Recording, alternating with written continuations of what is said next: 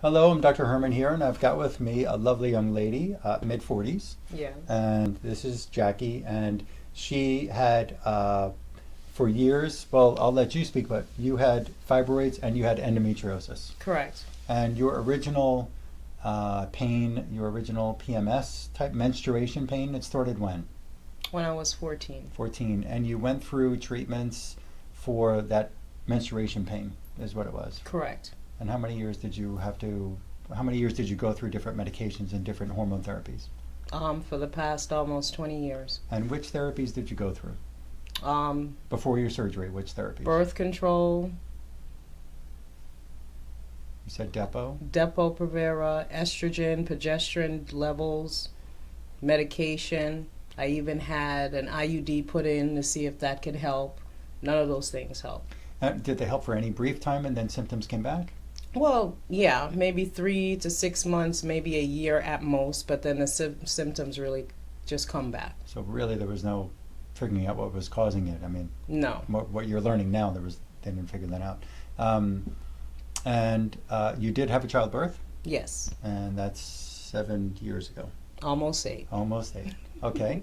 And then after the childbirth, you decided to follow through with the surgery. Or excuse me, fibroids were a diagnosis for how long? Fibroids, I've been diagnosed with that since I was like 19, 20 years old. And you just braved through it for the years. Yes. And that was painful? Very painful. I've Yeah. had them shrunk, I've had them frozen, I've had them lasered off, and they always seem to come back. Come back. Mhm. You know what I understand, and there's research, and I've got videos up online where when you don't find the cause of the fibroid production, and now there are some people who think that fibroid production is coming from hormonal imbalances. Yes, hormonal imbalances can occur because there can be infections and toxins that get into the ovaries, that get into the uterus, that get into the thyroid and the hypothalamic gland and different tissues in the body and the bone marrow. And I get more into that in other descriptions. But when they don't find it, and it can even come from dental connections to the uterus. So when there's infection in the tissue, these growths, these cystic fibroid formations form. But with the hormone therapy, because if the hormone imbalance was the answer, that just should have been it, Right, to fix your right. hormones. So, so you had the fibroids for those years, and then you were diagnosed with endometriosis. When did you tell me? About 2 years ago. 2 years ago, and it was. Did they offer you something between the diagnosis of the endometriosis and the hysterectomy? Yes, they did, but I did not want to go through all of that anymore. I figured since I wasn't going to have any more kids, I might as well. Just do the hysterectomy. Yeah. So, but you had the fibroids for a good number of years before the endometriosis diagnosis was provided. Right, but the thing was, I was never tested of having or even suspected of having endometriosis. I was just always tested for fibroids and treated for that. Gotcha. You know, the research really shows that endometriosis and fibroids are usually in the same tissue at the same time. Closely linked. Yeah. So your pain, what kind of pain would you describe the endometriosis was like?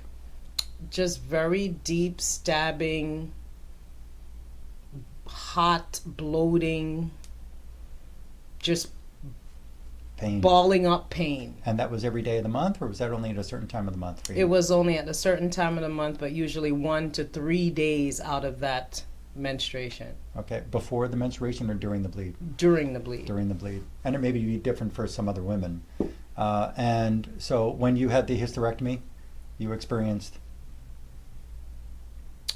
some relief, you experienced 100% relief, or you experienced other symptoms develop? I experienced great relief in regards to the pain that I was feeling with that, plus the fact that I no longer menstruate. That's a wonderful thing. But I started experience more neuromuscular pain after the surgery, like numbness and a little bit of just discomfort and constant, what would you call it? Constant tightness. Okay. And that was in the lower abdomen area, where the reproductive organ was that they pulled out. You felt still this numbness and discomfort and tightness in the area. Yes. Would you call that a pain or just more of a numbness and discomfort? Was there any stabbing, punching kind of pains anymore? There weren't more, it wasn't more of a stabbing, punching pain anymore, no. But it was always that annoying pain that will get you to the point where you don't want to do anything. Gotcha. So there was still a terrible discomfort. Yes. There was a numbness. Mm-hmm. There was something still wrong Right. in the system that even the surgery didn't take care of. No, And maybe even other symptoms that develop because of the surgery, perhaps. probably. Yeah, and that's a perhaps there. And now you and I have had the opportunity to work together for a couple of months now. Yes. We've had 2 sessions together. Yes. And you came in and told me just a few days ago, or 2 weeks ago or so, there was somewhere in that timeline. Sorry, days just go one into another when we're working so much. But you told me, About 2.5, 3 weeks ago. and your exclamation was? I'm scared because I'm not feeling any pain. Is there something wrong? Or is there something right? Or is there something right? That wasn't the word you used, but really. But you came in, you were surprised. Yes. It was like, how was I was it? very, very shocked. I had no pain.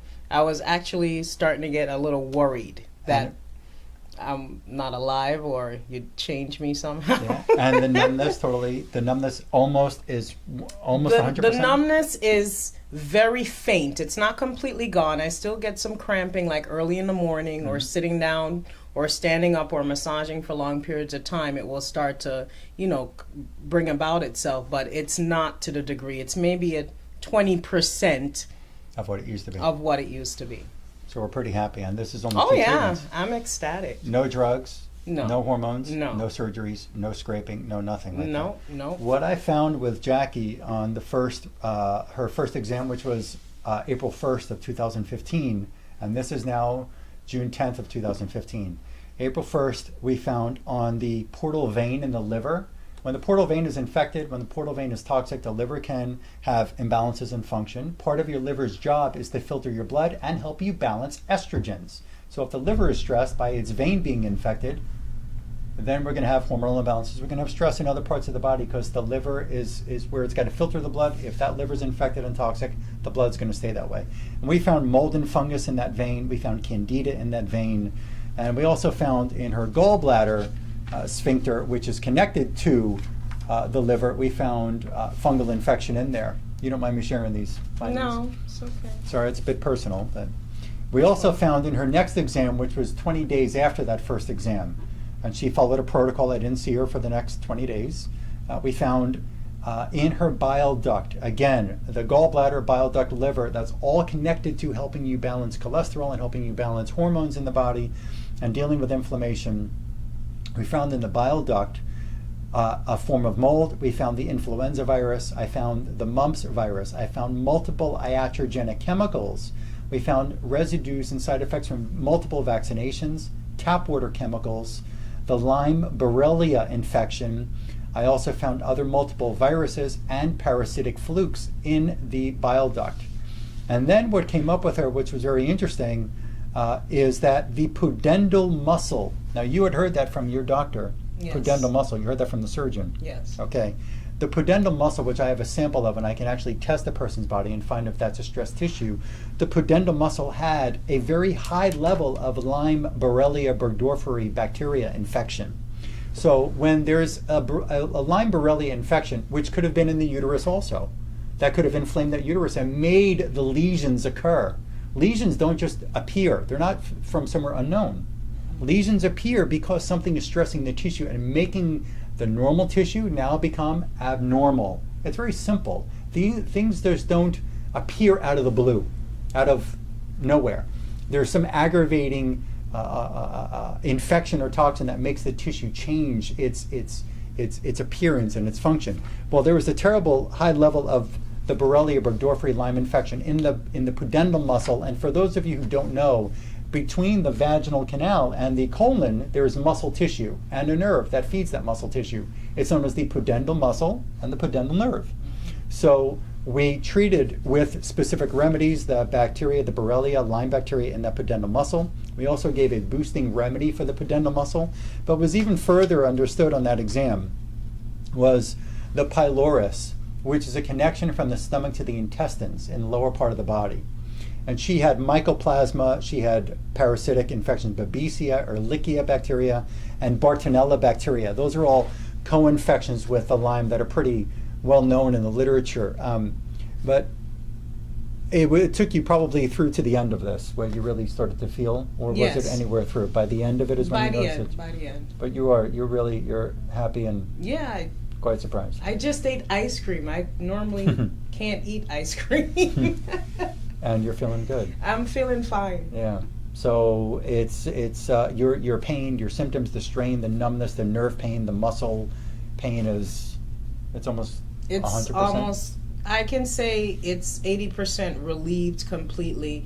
20%, I'm sure we can take care of in another session or Yeah. two, but I could even live with 20%. I'm glad you feel that way. Yeah. You think I'm that other glad. women should give something like this an opportunity? To Oh, pursue something? absolutely, absolutely. Because there's nothing else that I know that is physically, well, maybe not mentally, but physically wrong with me. Because I don't have diabetes, I don't have high blood pressure, I don't have any autoimmune diseases that they like to, diagnose you with when they can't figure out what's wrong with you. Mhm. I'm relatively healthy, but I always was living with pain. Mhm. And the past 3 weeks, I must say that I'm practically pain-free. Awesome. Thank you. Thank you. Excellent. Thank you, and I look forward to helping you too. Call our office, 954-370-3100. Subscribe on the YouTube channel, and we can help you get out of pain, even if it is post-surgical, post-hysterectomy endometriosis.